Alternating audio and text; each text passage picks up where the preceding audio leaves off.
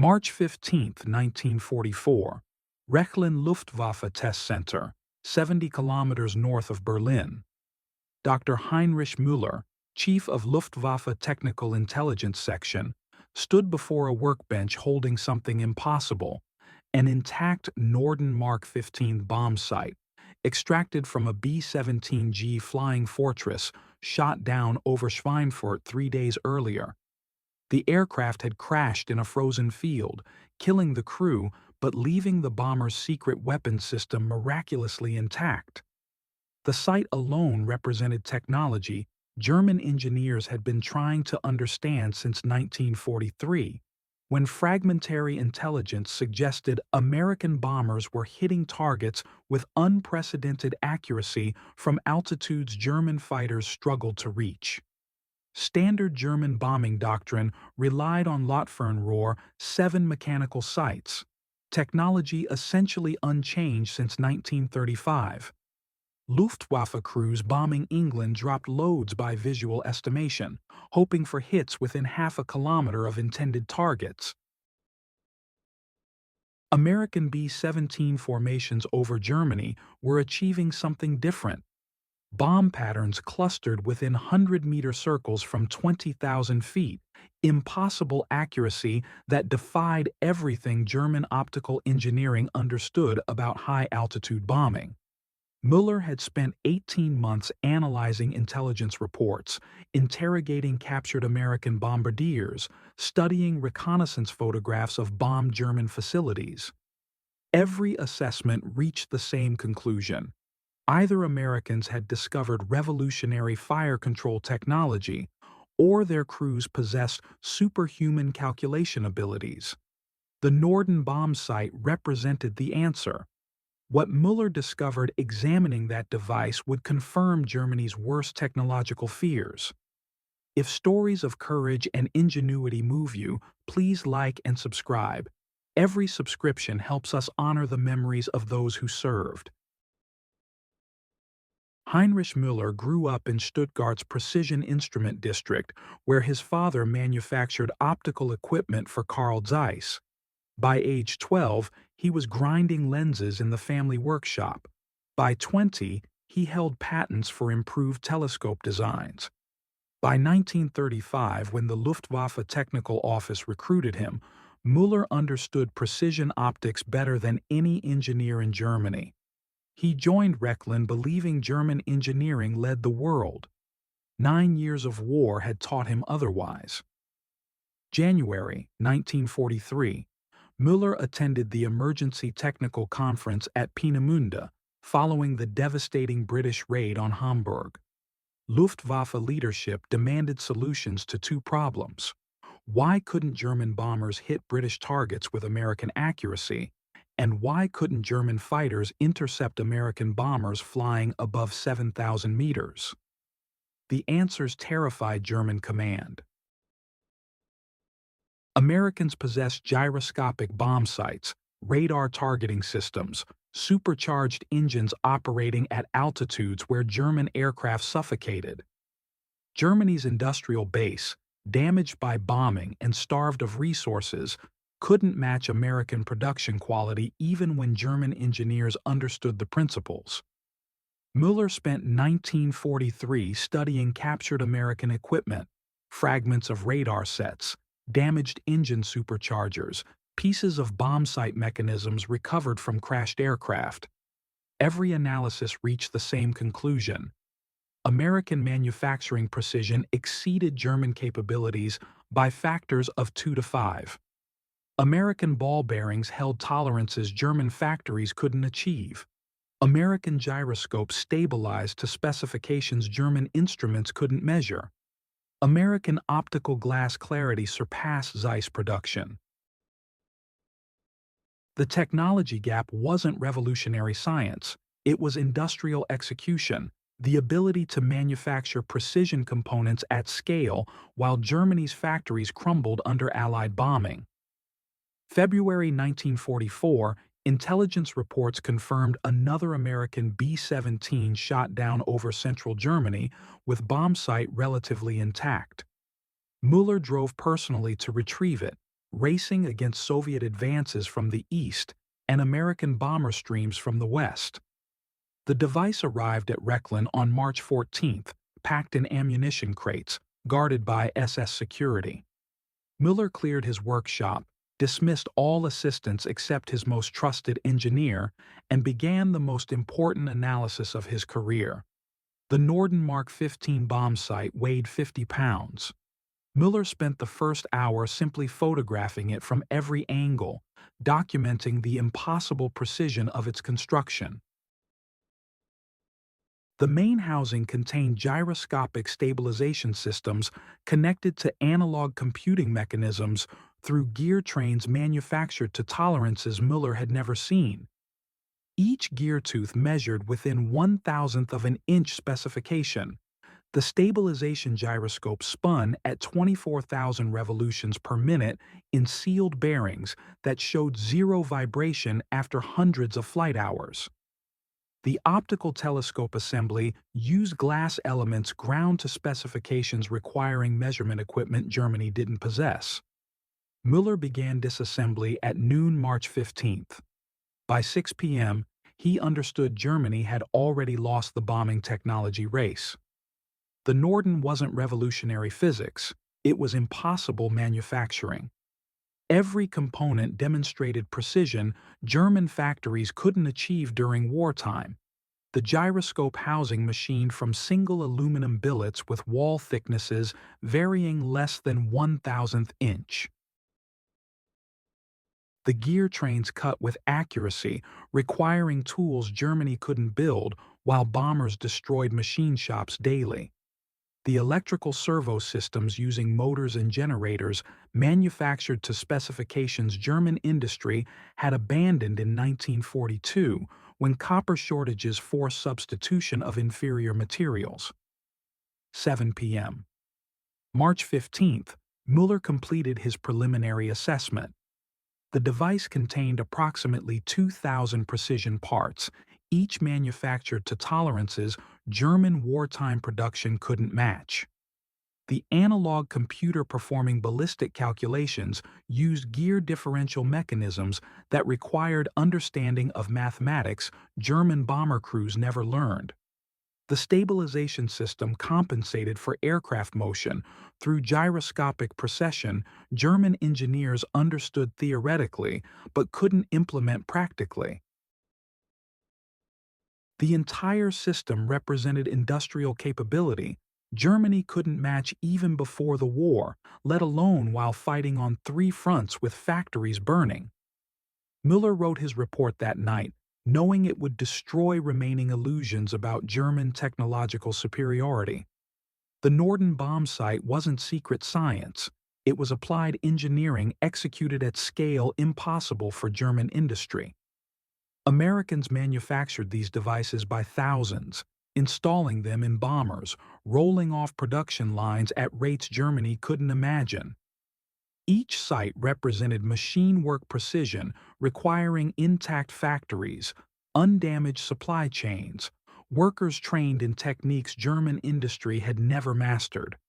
The report contained one conclusion: Germany couldn't copy this technology during wartime and probably couldn't match it for a decade after peace. The next morning, March 16th, Müller received orders to attempt reproduction anyway.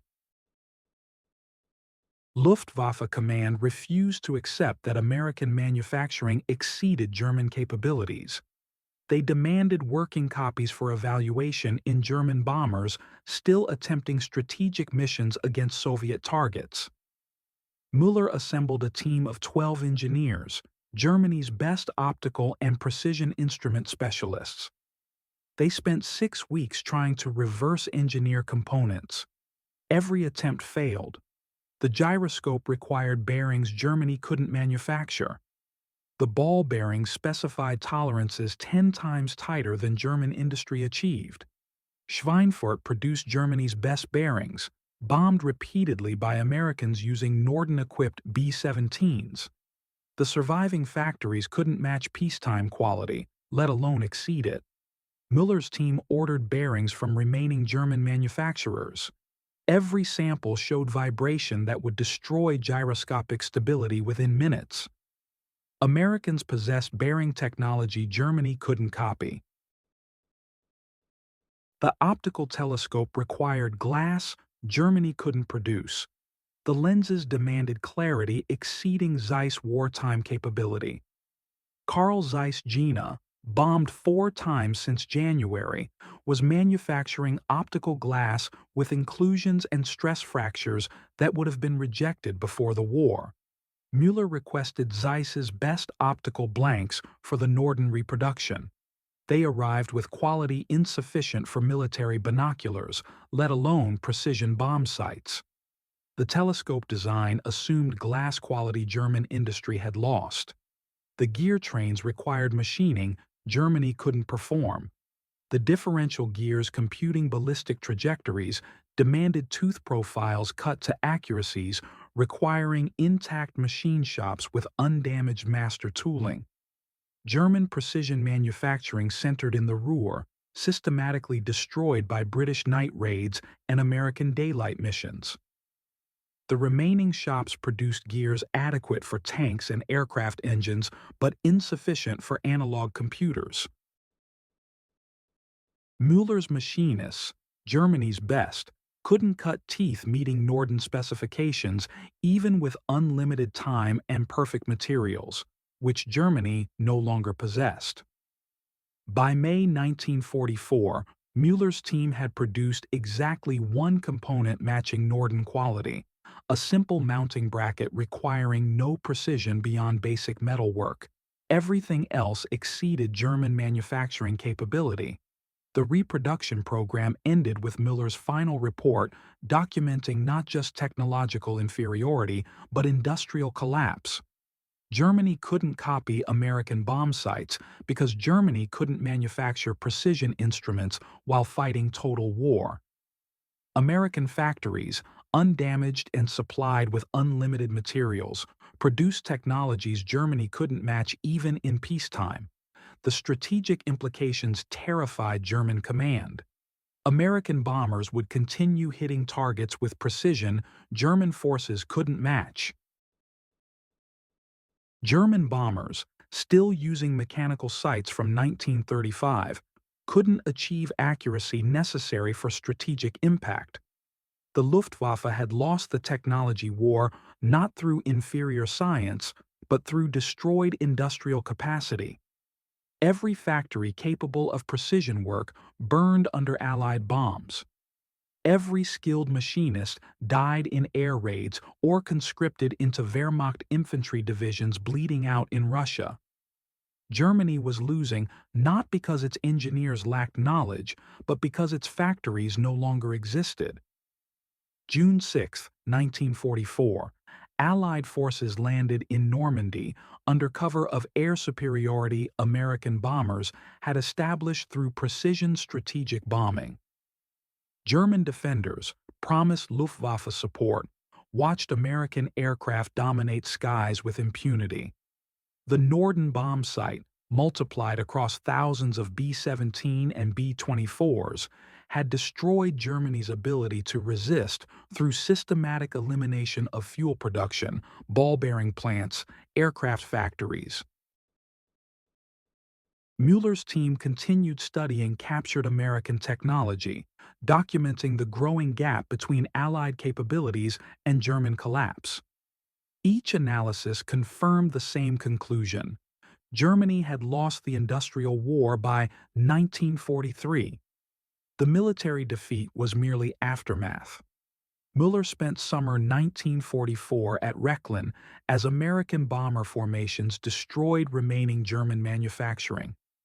Each raid demonstrated Norden precision, aircraft factories hit with bombs clustering within 100-meter circles, fuel refineries obliterated with accuracy impossible for German bombers. By August, Müller stopped attempting reproduction of American technology.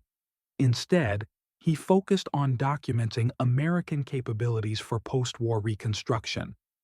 Germany would need this knowledge when surviving engineers rebuilt industry from ruins. September 1944, Soviet forces approached from the east.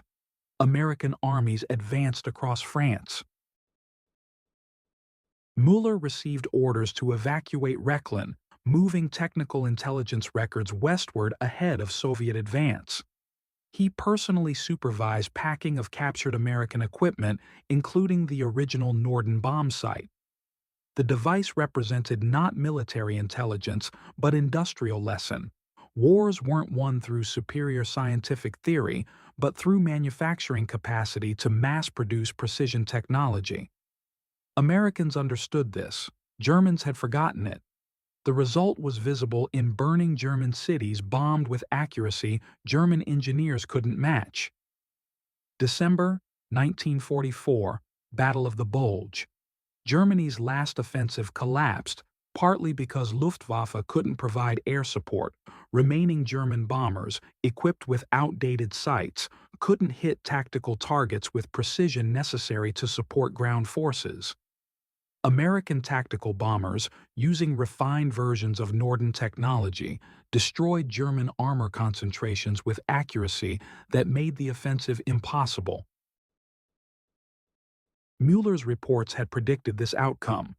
Luftwaffe command had ignored predictions, demanding renewed efforts to copy American technology. Germany no longer possessed industrial capacity to manufacture. April 1945, American forces overran Rechlin. Müller surrendered personally, offering his technical intelligence archive in exchange for opportunity to brief American engineers on German attempts to understand American technology. He spent 3 days explaining to amused American technical officers how German engineers had failed to copy systems American factories produced by thousands. The Americans weren't surprised. They understood industrial capacity better than German military leadership ever had. One American colonel summarized the situation succinctly: "You couldn't copy it because your factories were gone. We destroyed them with the device you were trying to copy." Müller worked for American Technical Intelligence through 1946, documenting German wartime technology for assessment. His final report on the Norden bombsight reproduction program became classified document explaining how industrial capacity determined technological warfare outcomes. The report contained lessons American military planners studied during Cold War. Wars were won not through secret weapons, but through ability to manufacture precision technology at scale. The Norden program succeeded not because it was revolutionary science, but because American industry could produce it while simultaneously manufacturing ships, tanks, aircraft, vehicles faster than enemies could destroy them. Post-war, Müller returned to Stuttgart, finding his father's optical workshop destroyed in a 1943 raid. He spent remaining years rebuilding German precision instrument industry, applying lessons learned from studying American manufacturing. By 1955, German optics again approached pre-war quality. But Müller never forgot the lesson of March 1944, the moment he first disassembled a Norden bombsight and understood Germany had lost not through inferior engineering, but through destroyed capacity to manufacture precision technology while fighting total war. The Norden bombsight itself became obsolete by 1950. Radar bombing systems and guided missiles made optical bombsights irrelevant. But the device's impact on World War II couldn't be erased. American bomber formations equipped with Norden sights destroyed Germany's industrial base with precision that made defeat inevitable. The bombsight represented not technological revolution, but industrial execution, the ability to manufacture complex precision equipment at scale while maintaining quality standards enemies couldn't match. That capability, more than any weapon system, determined World War II's outcome. Müller died in 1982, age 78, having spent post-war career rebuilding German precision manufacturing. His 1944 reports on captured American technology remain classified in German military archives, documenting the moment German engineers realized they'd lost the industrial war.